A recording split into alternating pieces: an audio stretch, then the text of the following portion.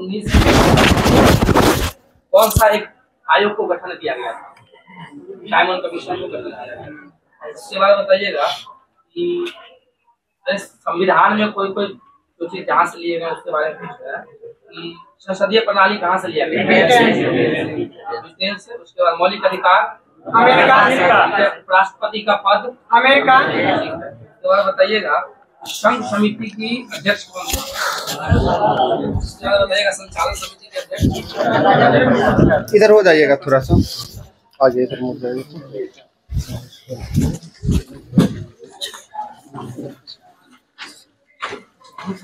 कल से जो है ना कोशिश करिएगा, गर्ल्स जो है उसी साइड में आगे मुड़ के बैठिएगा, बोर्ड साइड, और बॉयज लोग इस साइड आगे।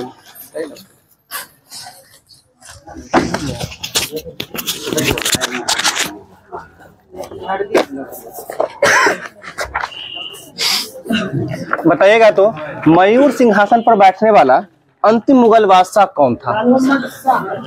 मोहम्मद शाह। इसका अन्य यानी उपनाम क्या था? इसे रंगीला बादशाह के उपनाम से भी जाना जाता है। ठीक है, आ जाइए इधर, आ जाइए। ठीक है, आगे आपको बताना है मयूर सिंहासन का निर्माण करने वाला शासक कौन था?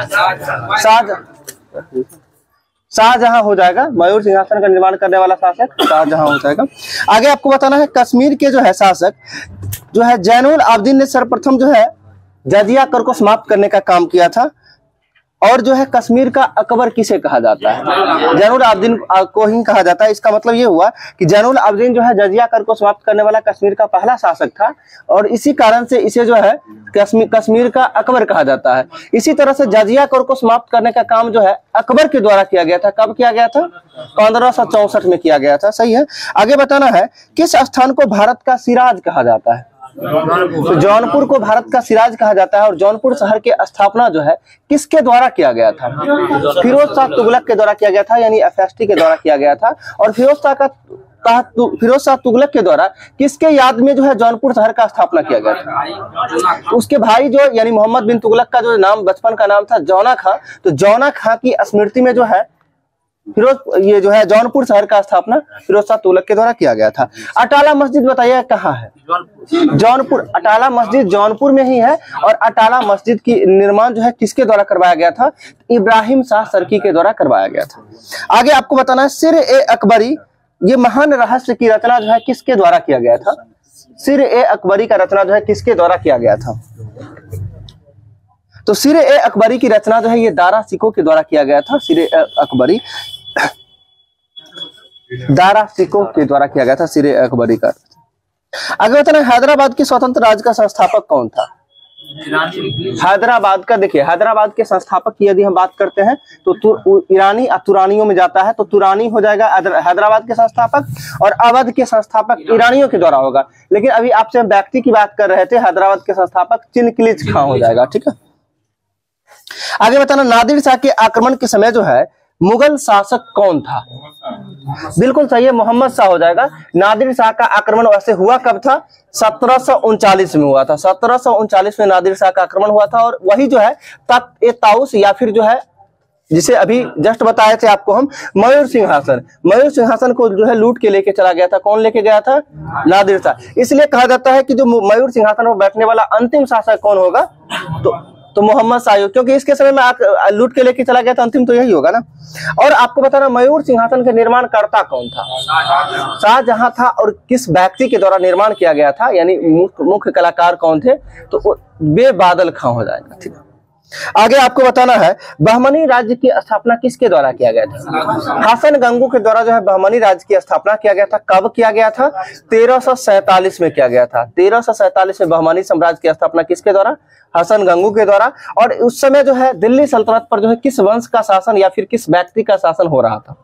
तो तुगलक वंश का शासन था। और किस व्यक्ति का शासन था? तो मोहम्मद बिन तुगलक का शासन था। आपको यह बताना है विजयनगर साम्राज्य का स्थापना कब हुआ था? 1336 में। किसके द्वारा किया गया था? हरिहर बुक्का के द्वारा जो है किया गया था। और उस समय भी दिल्ली का शासक कौन था? मोहम्मद बिन तुगलक ही था, एमबीटी था। आगे आपको बताना हितोपदेश का फारसी में अनुवाद जो है किसके द्वारा किया गया था? हितोपदेश का फारसी में अनुवाद जो है किसके द्वारा किया गया था? तो ताजुल माली के द्वारा किया गया था। ताजुल माली के द्वारा जो है।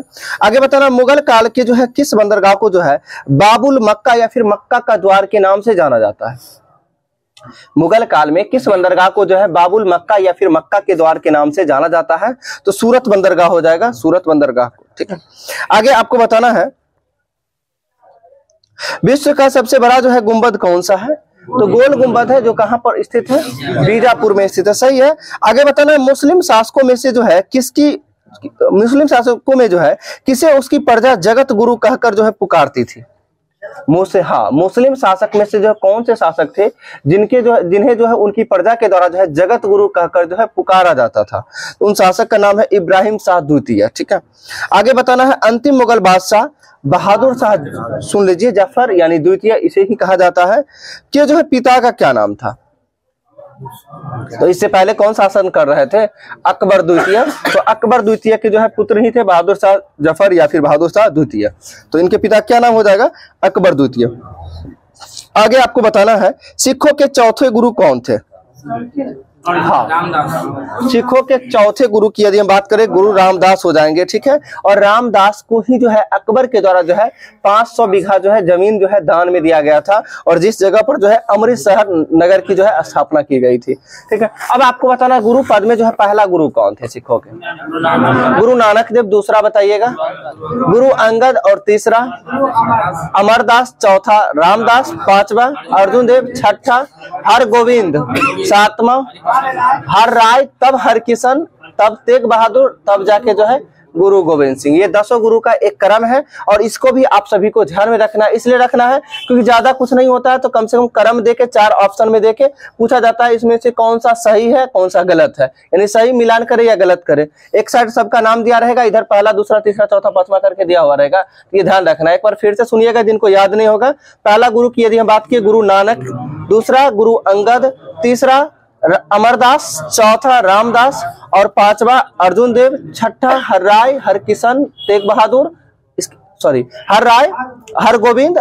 इसके बाद जो है हरगोविंद के बाद हरराय, हरकिशन और तेग बहादुर, फिर जाके गुरु गोविंद सिंह, जो सिखों के अंतिम गुरु या फिर 10वें गुरु। और पाहुल प्रणाली पूछा जाता है किस सिख गुरु के द्वारा शुरू किया गया था? गुरु गोविंद सिंह के द्वारा शुरू किया गया था। और 5 प्रकार का जो है शस्त्र अस्त्र जो आता था, जो किसके द्वारा? तो गुरु गोविंद सिंह के द्वारा ही, जैसे केस कंघा ककार करके आता है, ये सब जो है उन्हीं के द्वारा शुरू किया गया था। ठीक है, आगे आपको बताना है मुगलों में जो है मुगलों ने नवरेज का त्योहार जो है ये कहां से धर्म यानी ग्रहण किया था? नहीं, मुगलों ने नवरोज का त्योहार जो किससे ग्रहण किया था? तो पारसियों से ग्रहण किया था।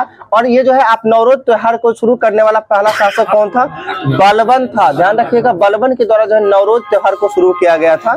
ठीक है, और बलबन ये किस धर्म का त्योहार है? नवरोज पारसी धर्म का त्योहार है। आगे आपको बताना है लौह एवं रक्त की नीति किस शासक के द्वारा?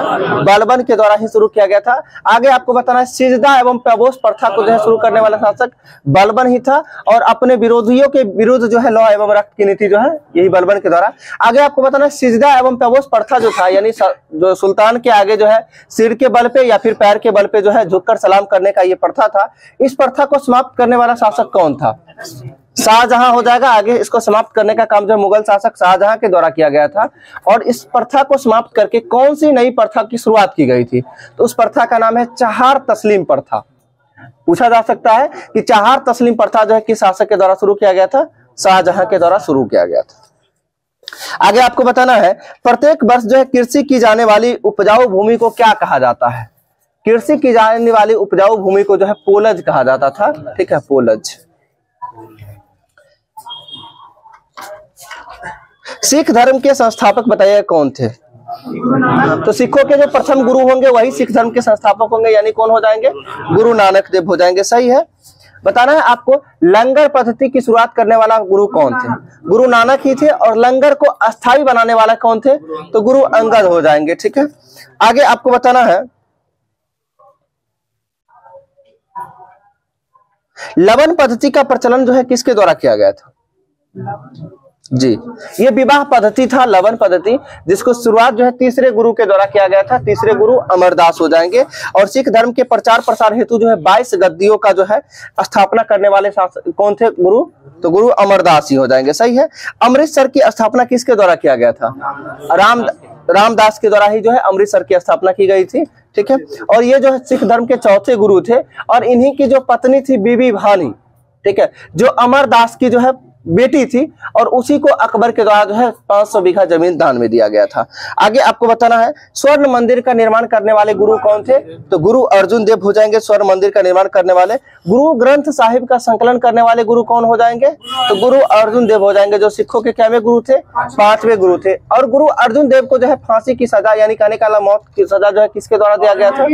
जहांगीर के द्वारा। और औरंगजेब की यदि बात करते तो गुरु सिखों के गुरु जो है 9वें गुरु हो जाएंगे तेग बहादुर। ठीक है, आप सो रहे हैं, थोड़ा सा ध्यान रखिएगा। ठीक है, आगे आपको बताना है अमृतसर में जो है हर मंदिर साहिब का निर्माण करने वाले गुरु कौन थे? गुरु अर्जुन देव ही हो जाएंगे। ठीक है, आगे आपको बताना अकाल तख्त की स्थापना किस गुरु के द्वारा किया गया था? तो गुरु हरगोविंद के द्वारा अकाल तख्त की स्थापना किया गया था। और क्यों किया गया था ये भी याद करना है, किसके द्वारा? तो सिखों के 5वें गुरु जो हुए अर्जुन देव। और अर्जुन देव को जो है यानी कहने का मतलब कौन? तो मुगल शासक जहांगीर के द्वारा जो है हाँ मार दिया गया, कहने का मरवा दिया गया। और इसी के डर से जो है एक अकाल तख्त का निर्माण किया, जिसे ईश्वर के सिंहासन के नाम से भी जाना जाता है, ताकि अकाल दरबार में जो है नगारा बजाने की पद्धति जो है शुरुआत कर दी। इसलिए कि यदि किसी का आक्रमण हो, यदि कोई परेशान करे, उस समय जो हम अकाल तख्त पे चढ़ जाए, यानी कहने का मतलब गुरु जो है अकाल तख्त पे चढ़ जाए जिससे कोई हमें मार न सके, इसलिए जो इसे ही ईश्वर का सिंहासन के रूप में भी जाना गया। तो कौन हो जाएंगे? कौन से गुरु के द्वारा जो है शुरुआत किया गया था? तो गुरु ये जो है गुरु 5वें गुरु जो है अर्जुन देव के बाद वाला जो होंगे वही ना करेंगे। कौन हो जाएंगे? हरगोविंद, जो सिखों के कैमे गुरु थे? 6ठे गुरु थे। 7वें गुरु कौन थे? अभी जस्ट बताए थे, हर राय थे। ठीक है, और ये जो है मुगलों के उत्तराधिकार युद्ध में जो है भाग लेने वाले गुरु कौन थे? तो गुरु हर राय ही थे, जो मुगलों के उत्तराधिकार युद्ध में जो है भाग लेने वाले गुरु थे। और आगे जो है बताइएगा सिखों के 8वें गुरु कौन थे? हरकिशन थे। और कहा जाता है हरकिशन की मृत्यु जो है चेचक के रोग हो जाने के कारण जो है गुरु हरकिशन की मृत्यु हो जाती है, यानी अल्प वयस्क अवस्था में ही इनकी मृत्यु हो जाती है। आगे आपको बताना है तेग बहादुर को जो है फांसी की यानी जो है किनके द्वारा दिया गया था? औरंगजेब के द्वारा जो है दिया गया था। खालसा पंथ के संस्थापक कौन थे? सिखों के 10वें गुरु हो जाएंगे गुरु गोविंद सिंह, जो कब किए थे? 1699 में खालसा पंथ की स्थापना किए थे। और इनका जन्म कब हुआ था? 1666 में जो है इनका जन्म हुआ था। सही है, आगे आपको बताना है गुरु ग्रंथ साहिब जो है को जो है गुरु पद का जो यानी घोषित किया गया था, यानी कहने का मतलब जो है अब गुरु पद को समाप्त करके गुरु ग्रंथ साहिब को ही गुरु मानने की परंपरा किसके द्वारा घोषित किया गया था? तो गुरु गोविंद सिंह के द्वारा ही घोषित किया गया था। आगे आपको बताना है बेदरा की लड़ाई जो है कब हुआ था? बेदरा की लड़ाई ये 1759 में हुआ है, जो कि किसके किसके बीच हुआ था? डच एवं अंग्रेज के बीच हुआ था। यानी डच कंपनी का जो है समाप्ति कब हो गया? बेदरा के युद्ध के समाप्त हो गया था। और 1759 के बाद 1760 में कौन सी लड़ाई होती है? बांडीवास की लड़ाई होती है, जो अंग्रेज और फ्रांस के बीच होता है। ठीक है, आगे आपको बताना है लंदन में ब्रिटिश ईस्ट इंडिया कंपनी के गठन के समय भारत का सम्राट कौन था?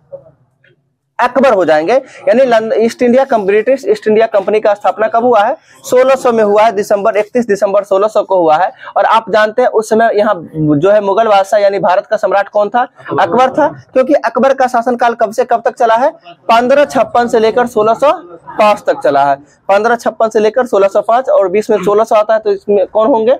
अकबर हो जाएंगे। सही है, आगे आपको बताना है ब्रिटिश सम्राट जो है जेम्स प्रथम का दूत बनकर जो है भारत आने वाले प्रथम व्यक्ति कौन थे? तो कैप्टन हॉकिंस थे। और कैप्टन हॉकिंस का आगमन भारत कब होता है? 1608 में होता है, जो किसके दरबार में आता है? जहांगीर के दरबार में आता है। यानी अकबर की मृत्यु के बाद जो है जहांगीर रहता है, जहांगीर के दरबार में आता है। आगे आपको बताना है वास्को डी गामा जो है ये कहाँ का था?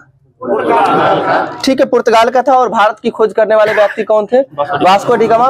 वास्को डी गामा भारत आया कब था? 1498 ईस्वी में आया था, पहली बार जो है वास्को डी गामा आया था। और कहा जाता है वास्को डी गामा को जो है भारत आने का यानी भारत की खोज करने का जो है कारण क्या था? तो वो भारत आने का उसका मेन ये मुख्य उद्देश्य था व्यापार। और व्यापार में किस चीज का व्यापार था? मसाला का व्यापार का जो है उद्देश्य था प्रमुख। ठीक है, आगे आपको बताना है जो अमेरिका के खोजकर्ता कौन है?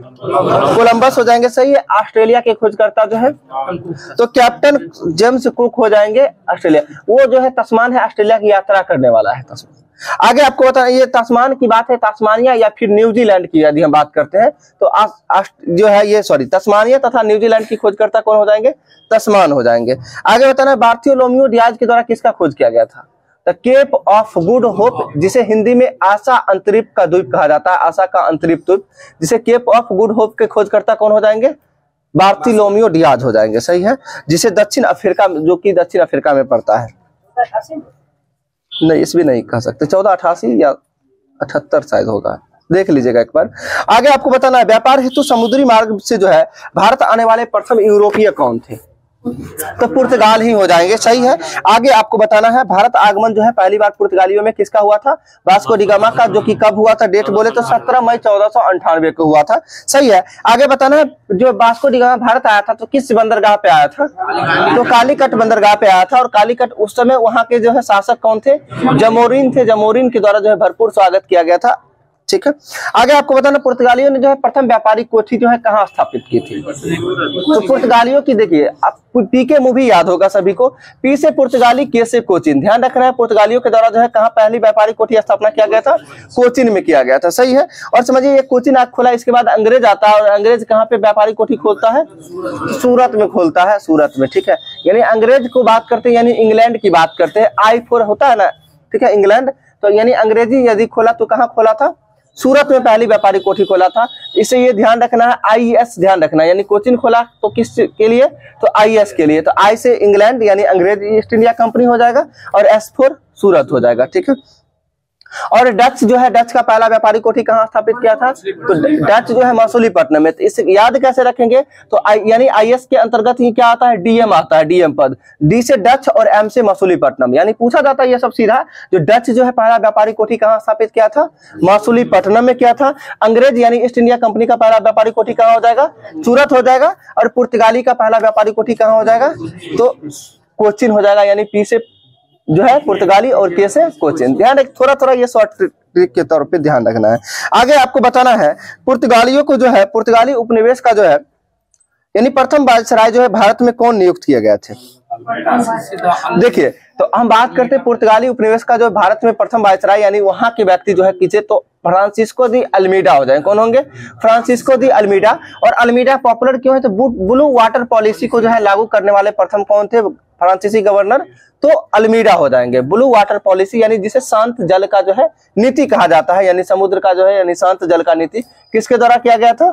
तो अल्मीडा के द्वारा किया गया था। ये कब इसे नियुक्त किया गया था? 1505 में किया गया था, सही है। और आगे चल के जो है 1510 में जो है कौन बनता है? 1509 में बन जाता है, अल्बुकर्क बन जाता है। जो अल्बुकर्क के द्वारा जो क्या होता है? गोवा की राजधानी बनाया जाता है, यानी गोवा को छीना जाता है। किससे छीना जाता है? यूसुफ आदिल शाह से छीना जाता है। कब? तो 1510 में। ये पूछा हुआ प्रश्न है प्रीवियस ईयर का कि जो यूसुफ आदिल शाह से जो है गोवा को छीनने का काम किसके द्वारा किया जाता है? तो अल्बुकर्क के द्वारा किया जाता है। कब किया गया है? 1510 में, ठीक है। आगे बताना है आपको भारत में जो है कृषि जो है तंबाकू की कृषि किसके द्वारा शुरुआत की जाती है? पुर्तगालियों के द्वारा, ठीक है। और प्रिंटिंग प्रेस को जो है आरंभ करने का काम जो है पुर्तगाली के द्वारा ही किया जाता है, सही है। और भारत में जो है प्रिंटिंग प्रेस की स्थापना जो है कब तथा किसके द्वारा की जाती है? तो 1556 में जो है यानी पुर्तगालियों के द्वारा जो है कहाँ में? तो गोवा में स्थापित की जाती है प्रिंटिंग प्रेस की स्थापना। आगे आपको बताना है, अभी जस्ट बोले थे हिंद महासागर में व्यापार को नियंत्रित करने के लिए शांत या नीले जल की नीति, जिसे इंग्लिश में ब्लू वाटर पॉलिसी कहा जाता है, किसके द्वारा शुरुआत की गई थी? तो फ्रांसिस्को दी अल्मीडा होता है, ठीक है।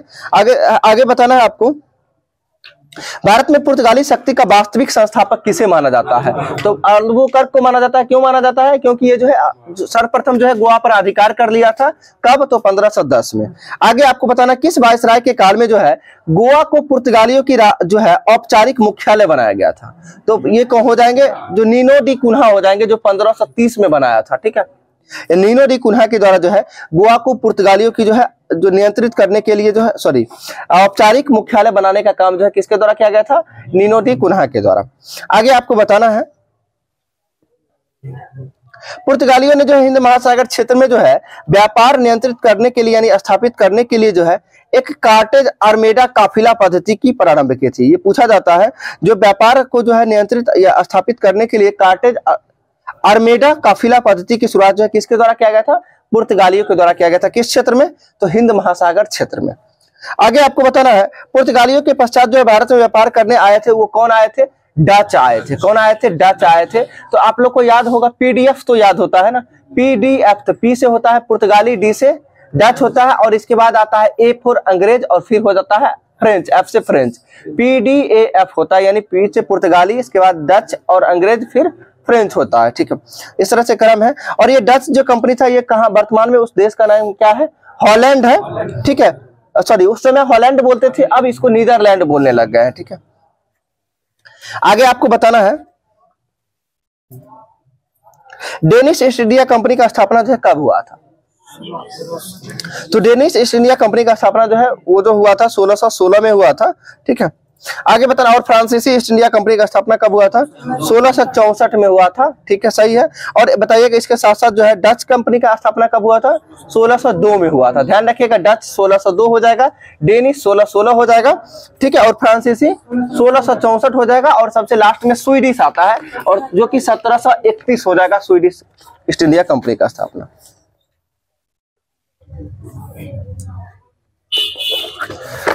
आगे आपको बताना है ईस्ट इंडिया कंपनी के जो है किस गवर्नर को जो है औरंगजेब द्वारा जो है भारत से निष्कासित कर दिया गया था? बहुत इंपोर्टेंट प्रश्न है ये। ठीक है, ईस्ट इंडिया कंपनी के किस गवर्नर को जो है भारत से निष्कासित कर दिया गया था औरंगजेब के द्वारा? ये अंग्रेज गवर्नर थे। देखिए, आप सीधा समझिएगा, अंग्रेज और किसको कर सकता है, तो इसका पूरा नाम हम बोलते हैं सर जॉन चाइल्ड, और चाइल्ड मतलब आप जानते हैं क्या होता है? बच्चा। तो औरंगजेब जो है बच्चा समझकर किसको निष्कासित कर दिया था? सर जॉन चाइल्ड को जो है निष्कासित कर दिया था, ये ध्यान रखिएगा। ठीक है, सर जॉन चाइल्ड को कौन निष्कासित किया था? औरंगजेब कर दिया था। आगे आपको बताना है हैमिल्टन द्वारा जो है सफल उपचार किए जाने के कारण जो है किस मुगल बादशाह द्वारा ईस्ट इंडिया कंपनी के लिए जो है 1717 में महाअधिकार पत्र जो है जारी किया गया था? यानी कहने का मतलब ये शासक कौन थे जो कि फर्रुखसियर के द्वारा जो है फर्रुखसियर के द्वारा महाअधिकार पत्र की घोषणा की जाती है। कब किया जाता है? 1717 में। और फर्रुखसियर जो है बीमार रहता है, और इसको जो है किसके द्वारा इलाज किया जाता है? हैमिल्टन के द्वारा इलाज करने के कारण जो है इसे ईस्ट इंडिया कंपनी को जो है एक सुनहला फरमान की जो है आगे चल के जो 1632 में होता है, और फर्रुखसियर के द्वारा जो है एक फरमान जारी किया जाता है जिससे ईस्ट इंडिया कंपनी को भारत में व्यापार करने के लिए टैक्स फ्री एक तरह से होता है ना, वो किसके द्वारा जारी किया गया था? फर्रुखसियर के द्वारा। कब? तो 1717 में। और किसके इलाज करने के कारण? तो हैमिल्टन के इलाज करने के कारण। आगे आपको बताना है यूरोप वासियों के लिए जो है सर्वोत्तम सोरा और अफीम प्राप्ति का जो है मुख्य केंद्र कौन था?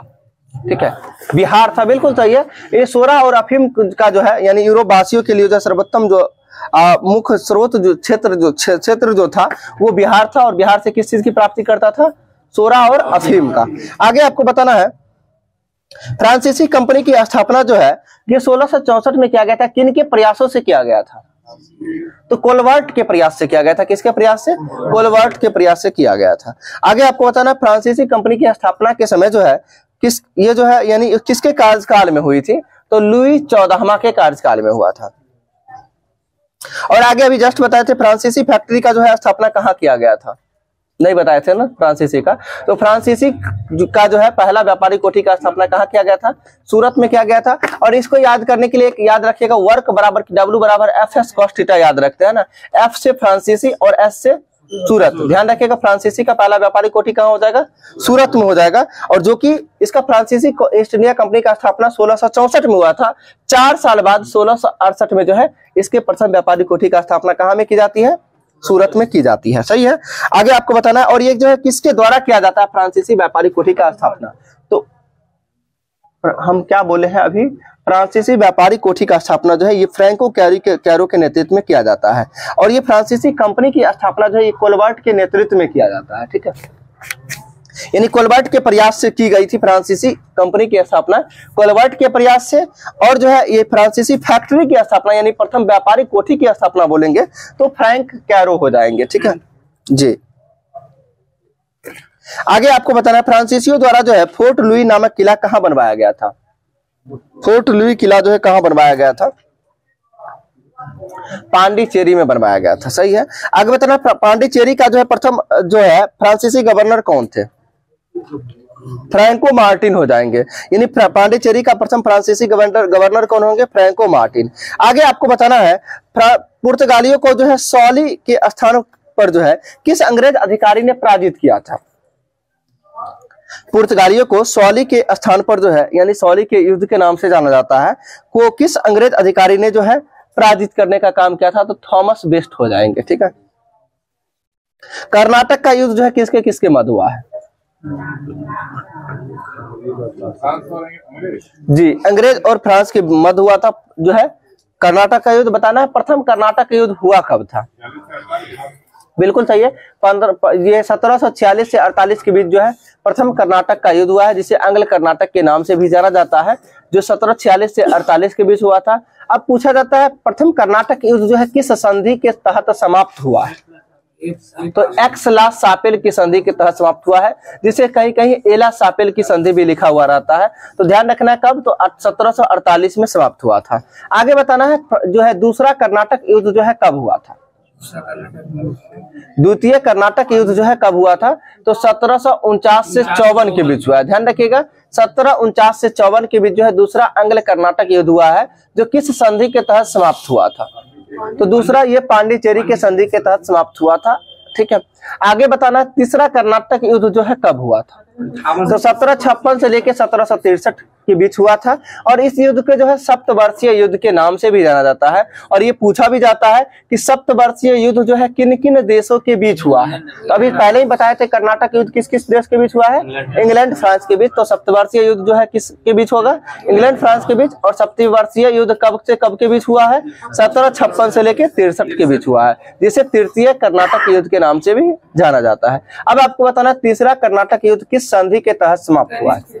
तो पेरिस की संधि के तहत समाप्त हुआ है। अब तीनों संधि को हम कैसे याद रखेंगे और या तीनों के ईस्वी कैसे याद रखेंगे, तो इसको ध्यान रखना है। 1746 से 48 पहला, दूसरा 49 से 54, और तीसरा की बात करें तो 56 से 63। एक क्रम में ध्यान रखिएगा। तीनों का संधि पूछा जाता है तो एक वर्ड याद रखिएगा, एप्लीकेशन का शॉर्ट फॉर्म होता है एप, APP होता है ना। तो एप होता है यानी ए से क्या हो जाएगा? एक्स-ला-सापेल की संधि, पी से क्या हो जाएगा? पांडिचेरी की संधि, और अगला पी से क्या हो जाएगा? पेरिस की संधि। ये तीनों वर्ड से ध्यान रखिएगा ऐप से। एला-सापेल की संधि, दूसरा पांडिचेरी, और तीसरा की बात करते हैं तो पेरिस की संधि के तहत समाप्त हुआ है। आगे आपको बताना है, और प्रथम जो है कर्नाटक युद्ध जो हुआ था ये ऑस्ट्रिया के उत्तराधिकार का युद्ध था। ठीक है। और दूसरा युद्ध की बात करते हैं तो ये कर्नाटक के उत्तराधिकार का युद्ध था, और तीसरा की बात करते हैं ये सप्तवर्षीय युद्ध था, जो औपनिवेशिक कारण जो इसका था औपनिवेशिक कारण से हुआ था। आगे आपको बताना है मुगल सम्राट द्वारा जो है स्वतंत्र रूप से नियुक्त किया गया बंगाल का अंतिम गवर्नर कौन था? ठीक है। तो मुर्शिद कुली खां हो जाएंगे, यानी मुगल सम्राट द्वारा जो है नियुक्त किया गया यानी जो है स्वतंत्र रूप से नियुक्त बंगाल का अंतिम गवर्नर कौन था? तो मुर्शिद कुली खां हो जाएंगे। आगे आपको बताना है मुर्शिद कुली खां ने जो है अपनी राजधानी कहां से कहां स्थानांतरित की थी? तो ये मुर्शिदाबाद, जी सॉरी गलती है, ढाका से स्थानांतरित करके जो है ये मुर्शिदाबाद की थी। ठीक है। ढाका से मुर्शिदाबाद किया था। कौन किया था पहले जान लीजिए। बंगाल के राजधानी का क्रम पूछा जाता है, तो बंगाल की राजधानी का क्रम पहला राजधानी यदि हम बात करते हैं तो पहला ढाका हो जाएगा।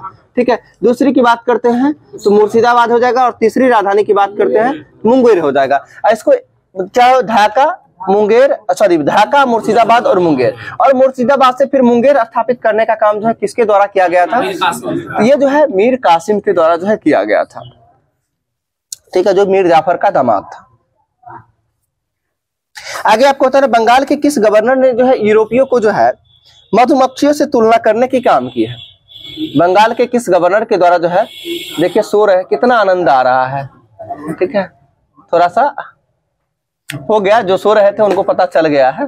ठीक है, चलिए आगे बताना आपको, ये जो बंगाल के किस गवर्नर ने जो है यूरोपियों को जो है तुलना मधुमक्खियों से की है? तो कौन किया है? अलीवर्दी खां के द्वारा किया गया था।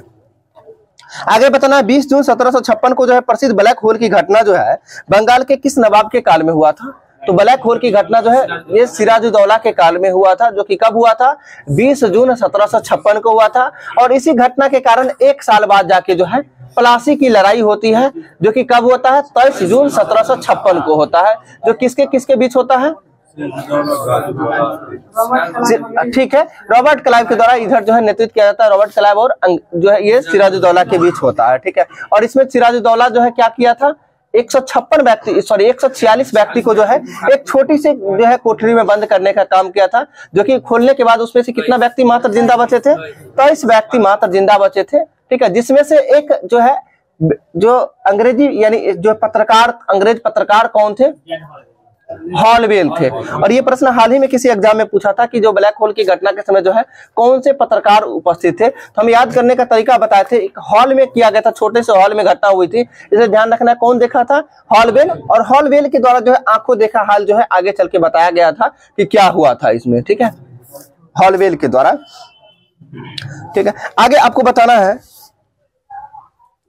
प्लासी के युद्ध के समय जो है बंगाल के नवाब का जो है सेनापति कौन था।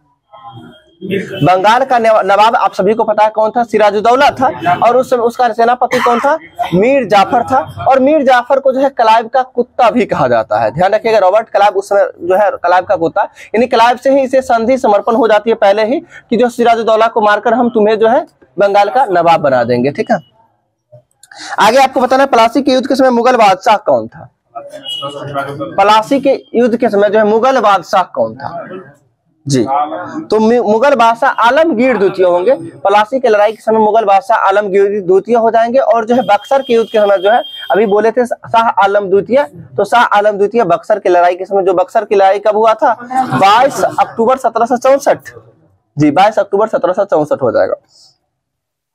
आगे आपको बताना है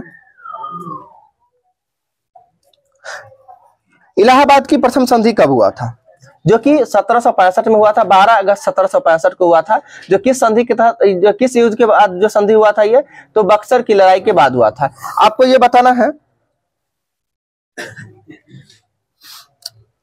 ये प्लासी की लड़ाई किस संधि के तहत समाप्त हुआ था। अलीनगर की संधि हो जाएगा, जो 1757 में हुआ था। सही है। आगे बताना इलाहाबाद की द्वितीय संधि कब हुआ था, तो 16 अगस्त 1765 को हुआ था। सही है। और बनारस की संधि कब हुआ था, बनारस की संधि 1773 में हुआ था। और 1773 अभी थोड़ा देर पहले क्यूज करवा रहे थे वो, तो पूछ रहे थे कि जो कलकत्ता में सुप्रीम कोर्ट का स्थापना कब हुआ था, तो 1773 के रेगुलेटिंग एक्ट के तहत जो है 1774 में हुआ था। सही है। आगे आपको बताना है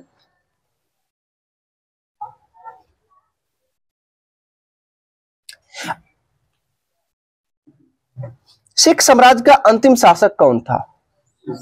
सिख साम्राज्य का जो है अंतिम शासक कौन था, तो दलीप सिंह हो जाएंगे, दलीप सिंह। सही है। स्वतंत्र राज्य के रूप में जो मैसूर की स्थापना करने का काम जो है किसके द्वारा किया गया है, मैसूर के संस्थापक हैदर अली हो जाएंगे। हैदर अली जो किसके पिता थे, टीपू सुल्तान के पिता थे। और हैदर अली जो है मैसूर को स्थापना कब किया था, 1761 में। और शासक बना था 1768 में।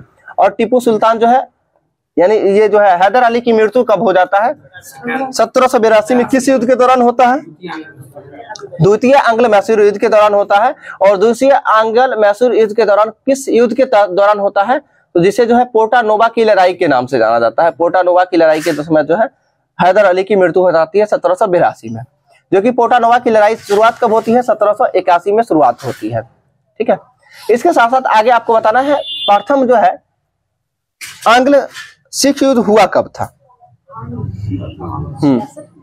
प्रथम आंग्ल सिख युद्ध कब हुआ था, सोच के थोड़ा सा बताइएगा। प्रथम आंग्ल सिख युद्ध की बात कर रहे हैं, 1846 में हुआ था।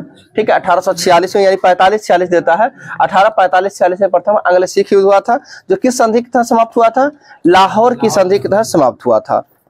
और दूसरा आंग्ल सिख युद्ध की यदि हम बात करें तो 49 में। सही है। दूसरा आंग्ल सिख जो है ये 48-49 में हुआ था। ठीक है। और तीसरा की बात यदि हम करते हैं तो ये आंग्ल सिख युद्ध दो ही हुआ था। प्रथम जो है 45-46 में, दूसरा जो है 48-49 में हुआ था। सही है। आगे आपको बताना है, अभी पूछ रहे थे मैसूर युद्ध, तो प्रथम आंग्ल मैसूर युद्ध कब हुआ था, तो पहला जो है आंग्ल मैसूर युद्ध जो हुआ था कब हुआ था, 1767 से 1769 में हुआ था। कब, 1767 से 1769 में हुआ था। जो किस संधि के तहत समाप्त हुआ था, पहला जो है श्रीरंगपट्टनम अंतिम हो जाएगा, तीसरा हो जाएगा। ध्यान रखिएगा, पहला जो है मद्रास की संधि के तहत समाप्त हुआ था, दूसरा मंगलोर की संधि के तहत समाप्त हुआ था, और तीसरा श्रीरंगपट्टनम की संधि के तहत समाप्त हुआ था। पहला हुआ था 67 से 69, दूसरा 80 से 84, और तीसरा 1700 जो है 90-92 में, और चौथा जो है 1799 में। यानी जो है 4 आंग्ल मैसूर युद्ध हुआ था, जिसे पहला 1767 से 69, दूसरा 80 से 84, तीसरा 1790 92 और चौथा 1799 और चारों का संधि पूछा जाता है, जिसमें चौथा युद्ध में जो है टीपू सुल्तान मारा ही जाता है, जिस कारण से कोई संधि होती ही नहीं है। तो बाकी 3 में संधि होता है, जिसके याद करने के लिए एक वर्ड याद रखिएगा MMS, ठीक है। M से जो है मद्रास की संधि, अगला M से मंगलोर की संधि और अगला से श्रीरंगपट्टनम की संधि। इसमें भी कंफ्यूजन होता है, पहला मद्रास होगा कि दूसरा मद्रास होगा। देखिए पहला तो यानी छोटा वाला यानी मद्रास और दूसरा मंगलोर बड़ा वाला यानी दूसरा में मंगलोर और तीसरा श्रीरंगपट्टनम की संधि हो जाएगी। आगे आपको बताना है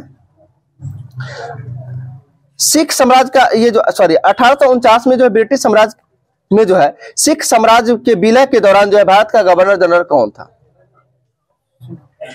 यानी 1849 ईस्वी बता दिए हैं, तो 1849 में जो है लॉर्ड डलहौजी था, जो 1848 से लेकर 1856 तक लॉर्ड डलहौजी का कार्यकाल रहा है। कब से कब तक? 1848 से 56 तक जो है लॉर्ड डलहौजी का कार्यकाल रहा है, जिसके तहत जो हड़प की नीति जो है किसके द्वारा लागू किया गया था? डलहौजी के द्वारा, या फिर इसे डॉक्ट्रिन ऑफ लैप्स की नीति भी के नाम से भी जाना जाता है, डलहौजी के कारण। ठीक है, छोड़ दे आज के लिए, पहले लिखवा देते हैं होमवर्क। ठीक है, ऐसा हो गया है। पहले OMR शीट दे दीजिए, फिर रिजल्ट आएंगे। OMR शीट बताइए।